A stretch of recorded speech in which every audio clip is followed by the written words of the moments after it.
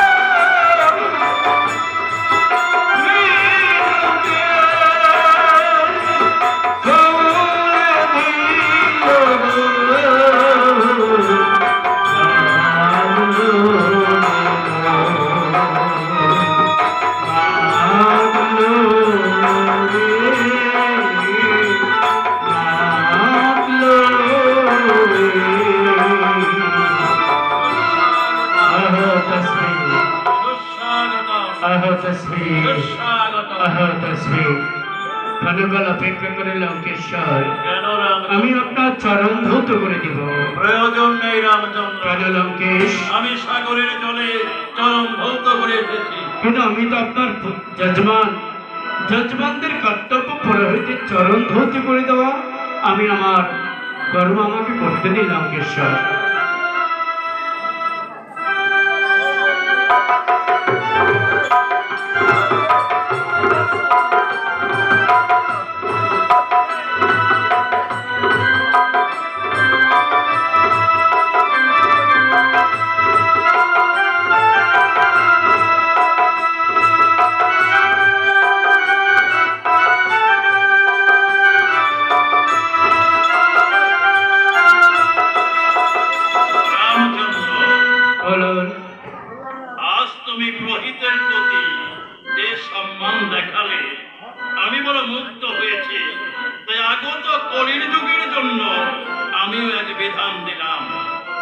আগত কলির যুগের মানবেরা যদি প্রহিতকে আমন্ত্রণ জানায়, প্রহিত যদি গৃহে আসে, চরণ ধৌত করে যদি গৃহে প্রবেশ করায়, গৃহস্থের কল্যাণ হবে। বেশ, কিন্তু লঙ্কেশ্বর, আমার মিত্র বিভীষণ বলেছে আপনার ষষ্ঠী, সপ্তমী, অষ্টমী পুজো করবেন, নবমী দশমী পুজো করবেন না, এর কি কারণ? শোনো রামচন্দ্র, আমরা রাক্ষস আহ্বানের মন্ত্র উচ্চারণ করে মাকে আমরা প্রতিষ্ঠিত করি, কিন্তু বিসর্জনের মন্ত্র উচ্চারণ করে মাকে আমরা বিসর্জন দেই না। কিন্তু এই নবমী দশমী পুজো কি করবে লঙ্কেশ? এই নবমী দশমী পূজা তুমি করবে রামচন্দ্র। কিন্তু এর বিধান কে দিবে? এর বিধান আমি তোমাকে দিয়ে যাব। তাই হবে লঙ্কেশ, আপনি আসন গ্রহণ করুন।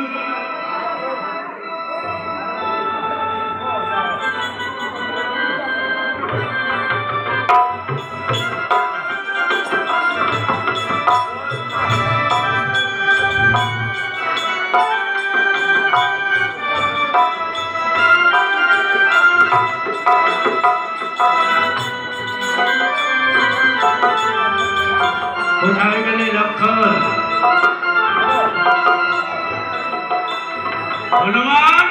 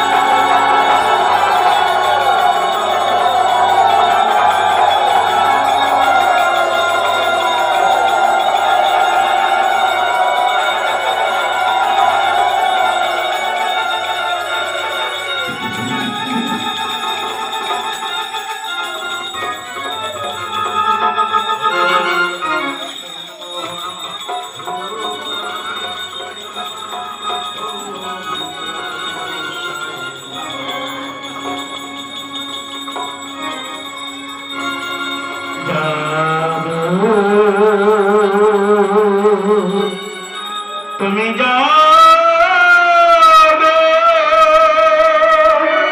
যাবে দরিগা যাবে কাছে পাহারা না ধারে নিয়ে আধার শক্তি গান কালানি তুমি যাবো তুমি যাবো তুমি যাবো তুমি যাবো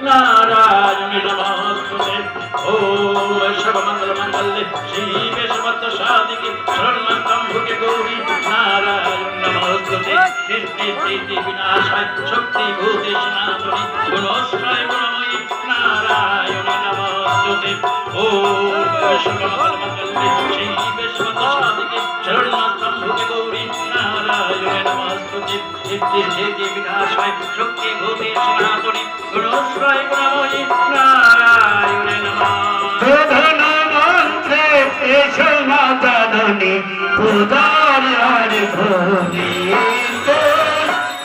धन मंत्रे केशवा जननी उदार भूमि নাকি কাটার ছায়ে একটি পাথর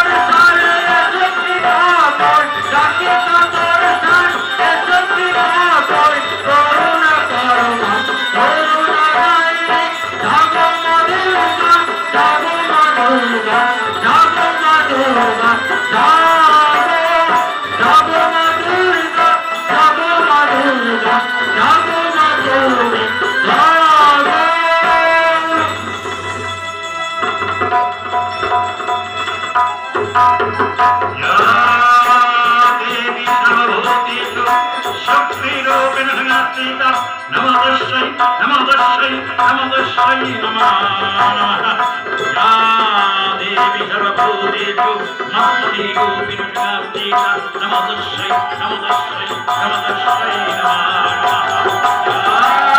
দেবী সর্বভূতেষু শান্তিরূপিণী সীতা নমো তস্যৈ নমো তস্যৈ নমো তস্যৈ নমঃ ইয়া দেবী সর্বভূতেষু অশুভোগরূপিণী সীতা নমো তস্যৈ নমো তস্যৈ নমো তস্যৈ নমঃ ইয়া দেবী সর্বভূতেষু অসুরনাশিনী দুর্গারূপিণী সীতা নমো তস্যৈ নমো তস্যৈ নমো তস্যৈ নমঃ ইয়া দেবী সর্বভূতেষু কাত্যায়নীরূপিণী সীতা নমো তস্যৈ নমো তস্যৈ নমো তস্যৈ নমঃ ইয়া দেবী সর্বভূতেষু কৈলাসঘরণীরূপিণী সীতা নমো তস্যৈ নমো তস্যৈ নমো তস্যৈ নমঃ ইয়া দেবী সর্বভূতেষু শক্তিরূপিণী সীতা নমো তস্যৈ নমো তস্যৈ নমো তস্যৈ নমঃ ইয়া দেবী সর্বভূতেষু কাত্যায়নীরূপিণী সীতা নমো তস্যৈ নমো তস্যৈ নমো তস্যৈ নমঃ ইয়া দেবী সর্বভূতেষু দীনজনরূপিণী সীতা নমো তস্যৈ নমো তস্যৈ নমো তস্যৈ নমঃ ইয়া দেবী সর্বভূতেষু জলদবর্ণীরূপিণী সীতা নমো তস্যৈ নমো তস্যৈ নমো তস্যৈ নমঃ ইয়া দেবী সর্বভূতেষু আত্মাশক্তি মহাশক্তি নমো তস্যৈ নমো তস্যৈ নমো তস্যৈ নমঃ ইয়া দেবী সর্বভূতেষু ভক্তিরূপিণী সীতা নমো তস্যৈ নমো তস্যৈ নমো তস্যৈ নমঃ ইয়া দেবী সর্বভূতেষু দুর্গারূপিণী সীতা নমো তস্যৈ নমো তস্যৈ নমো তস্যৈ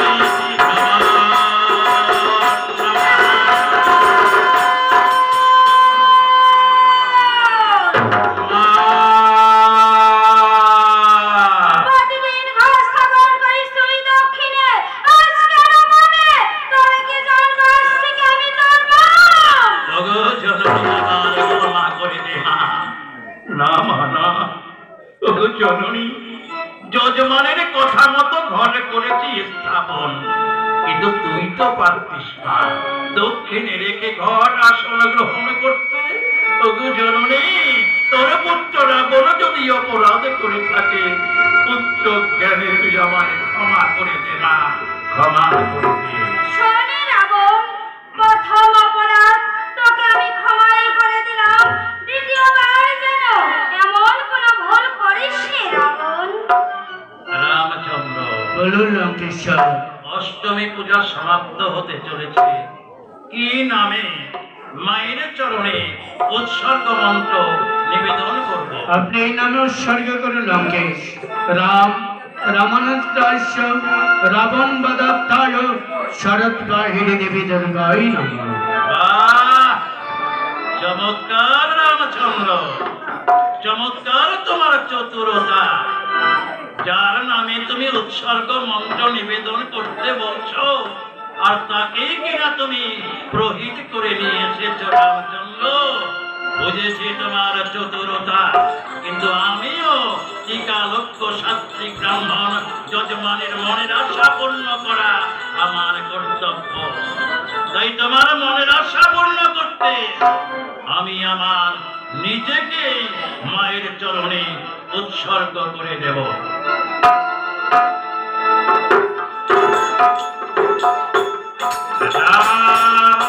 রামানুজ গ্রহস্য রাবণস্য বধাত্ময় শারদ বাহনী দেবী দুর্গায় নমঃ।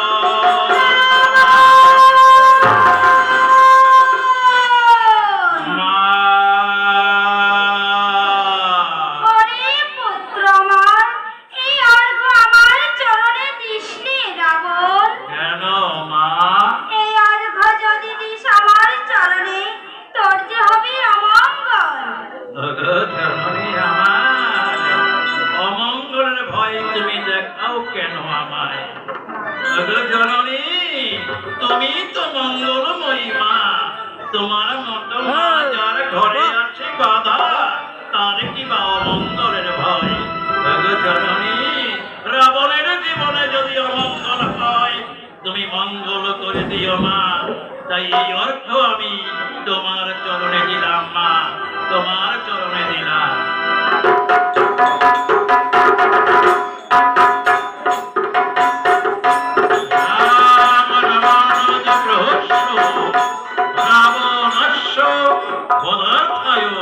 শারদ বাহনী দেবী দুর্গায় নমো নমঃ।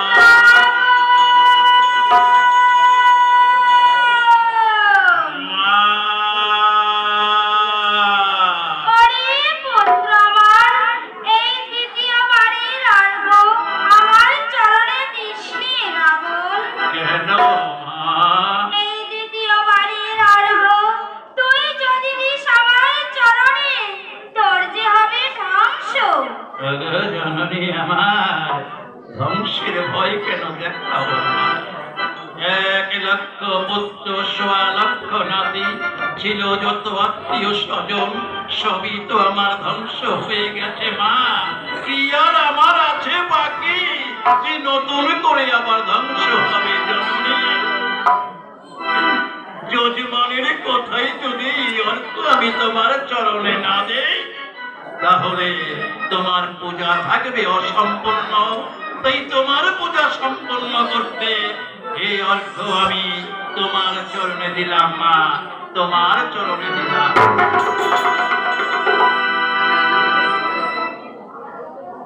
রাম রামানুজ গৃহস্য রাবণস্য পদার্থায় শারদ বাহনী দেবী দুর্গায় নমঃ।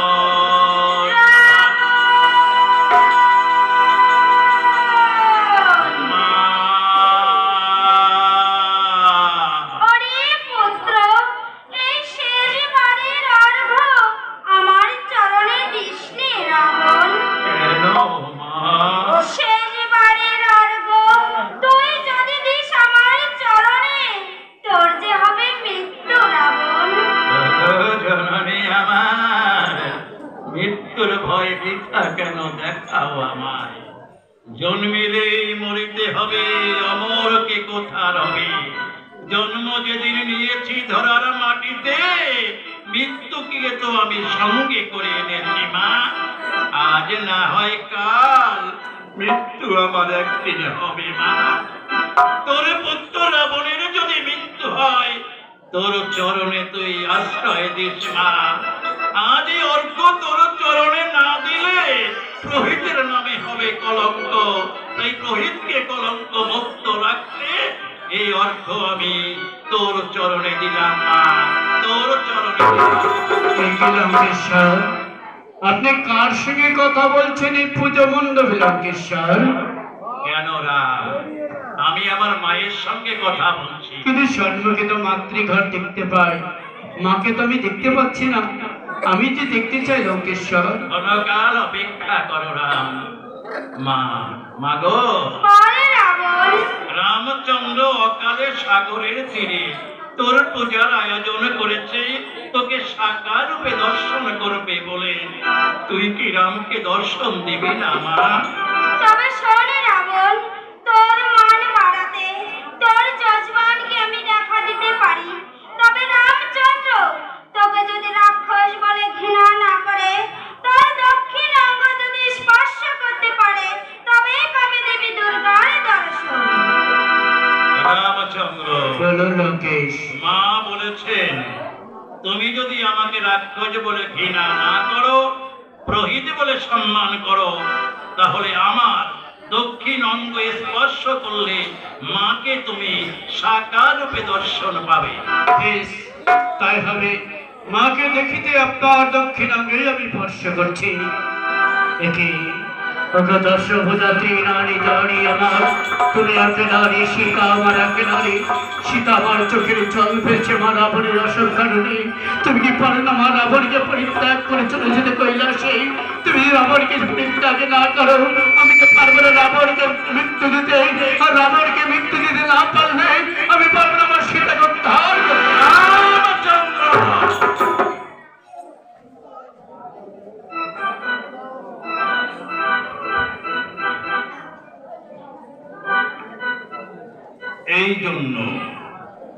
এই জন্যই তোমরা মানবেরা মাকে সাকার রূপে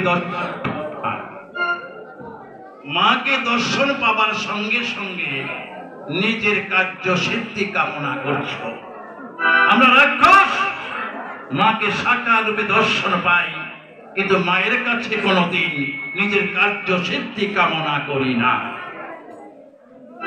রামচন্দ্র, বলুন লঙ্কেশ্বর। ষষ্ঠী সপ্তমী অষ্টমী পূজা হয়েছে, নবমী দশমী পূজা বাকি। এই নবমী দশমী পূজা তোমাকে করতে হবে, আমি তোমাকে বিধান দিয়ে যাই। বলুন আমার কোন বিধান আমাকে পুজো করতে হবে? যা কিছু আয়োজন আছে এই আয়োজনেই হবে। নতুন করে প্রয়োজন হবে 108টি নীলপদ্ম। 108টি নীলপদ্ম আমি কোথায় পাবো লঙ্কে? এখান থেকে 18 যোজন দূরের পথ আছে দেবীদহ। সেই দেবীদহে গেলে তুমি 108টি নীলপদ্মই পাবে। কিন্তু এত দূরের পথ কি যেতে পারবে আমার রামবাড়ি থেকে? চিন্তা করছো কেন রাম? তোমার সঙ্গে রয়েছে তোমার ভক্ত মহাবীর, অনেক অসাধ্য কর্ম সাধন করেছে, গন্ধ মদন পর্বত উত্থালন করে নিয়েছে নিমেষের মধ্যে। মহাবীরকে আদেশ করলেই মহাবীর নিমেষের মধ্যে তোমার এই কর্ম সম্পূর্ণ করে দেবে। বেশ, আপনার বিধান নিয়ে আমি নবমী দশমী পুজো করবো সম্পূর্ণ। তবে রামচন্দ্র, বলুন। আমি তোমার অকাল বোধন দেবী দুর্গা পূজার প্রহিত কর্ম সম্পন্ন করেছি। সত্যই এবার তুমি আমাকে প্রহিতের দক্ষিণা দাও। ক্ষমা করবে লঙ্কেশ্বর, আজ আমি ভিখারি ব্রতচারী সন্ন্যাসী, কি আছে আমার কাছে যে আপনাকে আমি পুরোহিতে দক্ষিণা দেবো লঙ্কে? বেশ, আজ যখন দেবার মতো কিছু নেই, এই দক্ষিণা আজ আমি নেব না। এই দক্ষিণা তোমার কাছে গচ্ছিত থাকলো। যেই দিন আমি মনে করব তুমি দিতে পারবে, সেই দিন আমি তোমার কাছে আজকের প্রহিতের দক্ষিণা আমি চেয়ে নেব রামচন্দ্র। সেদিন তুমি দিতে যেন আবার কার্পণ্যতা বোধ না করো। সে যদি থাকে অবশ্যই আমি দেবো লঙ্কেশ।